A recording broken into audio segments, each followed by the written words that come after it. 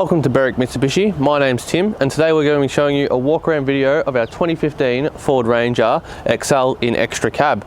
In this video we're going to walk around the outside of the car, point out the quality of the car, and then also we'll look on the inside as well. So we'll start from out here. On the front of the car, the first thing that really stands out to me is this nice ARB bull bar with driving lights. These driving lights have got some covers on them which will protect it against damage from rocks and stuff like that. So there's no damage to these driving lights, and they're nice, big, good size as well. So off-roading in this car would be very easy with such bright lights ahead of you. In the front of the hood, I can see there's a couple of stone chips across the front, but there's nothing too major, and as you expect stone chips on a work vehicle like this. The other thing fitted to this car as well, you can sort of see hooked up to the side of the ARB bull bar here, is it actually has ARB scrub bars and side steps, which is very good for off-roading situations as well. Very good protection for the car, and it also helps with getting in and out of the vehicle. Because of these scrub bars being on here, the body is in very good shape. This panel has got just a little dirty, but there's no dents or marks into the panel. In the panel you do have your side indicator as well as a vent for the diesel engine, which is a 5-cylinder 3.2 litre engine, and it's got this nice black styling which comes out quite well away from the white paint. Looking at the first tyre here, we do have Bridgestone all-terrains fitted to this vehicle, and the tread on this tyre is practically new. It does still have its little rubber bits on it, which means that it's done very little driving since these tyres have been fitted. And with the steel rims, I can't see any sort of scuff mark or rubbing against those rims. Moving down the side of the car, you'll see these nice big hard plastic mirror covers as well, which is, once again, this car's all about practicality and things like that, just really practical. The fact that they're black is a very good contrast against the white paint of the car. We got, once again, hard plastic, nice door handles, black again, standing out. It also fits in with the ARB bull bar that's been fitted to the car here. This is what I was talking about as well, with the car being an extra cab. It's not a single cab ute, but it's also not a dual cab ute. It's just got that bit of extra space behind the driver's and passenger seat, but I'll go through more about that later on in the video. Moving to the tub, you can see here it's got these little rails on the side. This is for a tonneau cover that would be fitted that has loops, but the tonneau cover fitted, which I'll show you in a minute, doesn't require loops. It actually has a nice little rail on it to sort of slide the cover back. Behind the window here, you've got this nice frame, which is very good for if you need to put something big in the back of the ute. You can actually use it as a tie point to secure things in the back of the ute as well, so you don't even have to worry about that. Looking at this part of the tub itself, I can't actually see any damage to the tub here. It is just a little bit dirty. It has been raining recently, and you can see the spots there. Here is another Bridgestone all-terrain tyre. Once again, it's got its little rubber nubs, so tread is excellent on this car. No damage to the alloy rim either, so I'd dare say you wouldn't be having to spend money on any tyres for this car anytime soon. As we come around to the back, you'll see you've got these nice big tail lights which sort of go well with the shape of the car and also help with visibility as well. You've got a big reverse light here, which when you reverse, especially at night, it does illuminate behind you quite well, and it's also good for other people to see you. Big Ford badge here, as well as you got your color-coded rear bumper with hard plastic top as a step, and underneath that this car is fitted with a tow bar already. Opening up the back here, with this tonneau cover set up, you'll see that you actually don't have to lift off the tonneau cover in order to open up the back tailgate. Inside here there are a couple of scratches into the paint, as there's no tub liner fitted here, but that is something that we can look into doing for you if that's something you're interested in. Now with this tonneau cover, as I mentioned before, it is fitted to rails, so all you have to do is you've got this loop here, you pull on that and you actually flip that back on top, and then it's free to slide down the rails.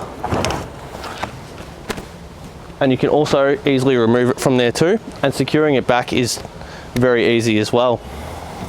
So close that up. One thing I will point out to you with this tonneau cover, let's flip it over here, there is a slight tear to the joint here, but when it sits back on top, I'll just move over so I can do that. It's very minimal. So moving down the passenger side now, once again you've got these sort of hooks here fitted for a different style tonneau cover. Moving down to the tyre, excellent tread once again, still got the little rubber nubs as well, and no damage to the rim down here. I have noticed there is a mark just here. I'm trying to just find some stuff. I'll be as picky as I can going around this vehicle as well. There's another mark just here above the above the tyre, just behind where the fuel cap release is. The fuel cap is on the passenger side. And just come back around a little bit more. There's a little bit of, oh, it's just coming off, that's okay. Yeah, there is a stone chip here just in front of the door handle on the passenger side. But other than that, that's all I can really find on this car on the outside as far as wear and tear goes. Once again, you got your nice black vent with your 3.2 litre badging and your side indicator, AOB scrub bars and side steps. Last wheel, once again, practically new, no damage to the rim underneath. So this car from the outside is in very, very good shape and has been well looked after. If we look under the bonnet of our 2015 Ford Ranger, we will find our 3.2 litre 5-cylinder engine, as I mentioned before. This engine is responsible for 147 kilowatts and 470 newton meters of torque. Combined with the 6-speed manual gearbox and 4x4 drivetrain, this car is capable of towing 3.5 tonnes. Now, as you can see, this is the extra cab model. It does have suicide opening doors, so you can actually open up to get good access to the back here. This car is a 4-seater, and underneath each of these seat cushions, you actually have a storage unit and some of your tools as well. So you actually pull out the little lever here, and then you can unclip the seat. My camera person helps me out, and it will reveal the tools. The other side's got the exact same feature set up with it, but instead of having the tools, it's actually got a nice bit of storage space there. I'll just put this down, it's a bit hard to reach to the back to put it back in while I'm sitting in the driver's seat. Anyway, I'll pull this door closed and I'll show you some of the features of this car.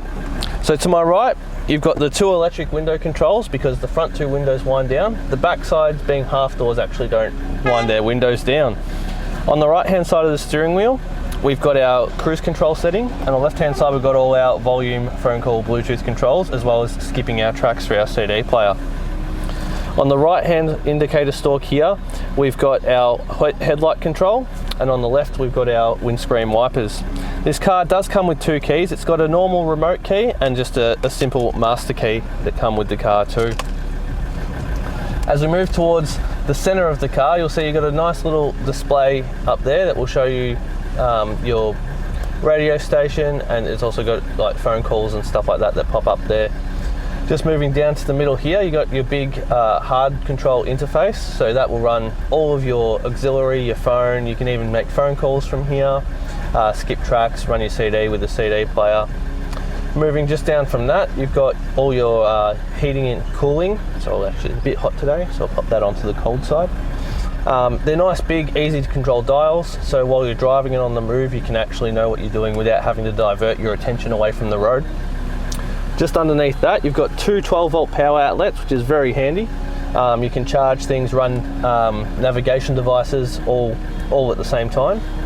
Here you've got your manual gear lever. Now this is in quite good nick. There's no wear on it, which is very good to see, because a lot of people tend to rest their hands on it, so you can get some oil residue on it and get some wear, but I can't see any of that with this. As I mentioned earlier, this car is a 4-wheel drive. So right here you've got your 2 high into 4 low selector, so you can actually choose which drive mode you want to be in while you're driving. Here you've got your old handbrake, as well as 2 cup holders sitting right in the middle here. In between the front 2 seats, you've got a nice big open center console. This is a 2-tier console. I accidentally opened up the bottom tier first, so I'll close that. And there's the top tier, so you can actually store coins and other things as well that you don't have to lose into that nice big storage down there. Now, as my camera person sort of pans around the interior of the car, looking at the roof and stuff like that, I'll mention this car does have vinyl flooring. The vinyl flooring is in very good condition, very easy to clean as well, especially if you're going to go off-roading or onto dirty building sites. As she pans back around the roof to the front, I'll point out as well, there is a sunglasses holder up in the roof too, which is just revealed by pressing this on here. I'll also quickly go through the service history of this car. Now this car has done 88,000 Ks, and as I go through the service history, we'll see that the first service was completed at 3,000 Ks, the next one at 15, just under 30, 45, just under 60, 76, and then we've performed an intermittent service at 88,000. So the next service isn't due until 98,000 Ks. Thanks for taking the time to watch our walk around video of our 2015 Ford Ranger XL in manual. If you have any questions, please give us a call on 9907 0555 and one of our friendly staff will be more than happy to help out with your questions.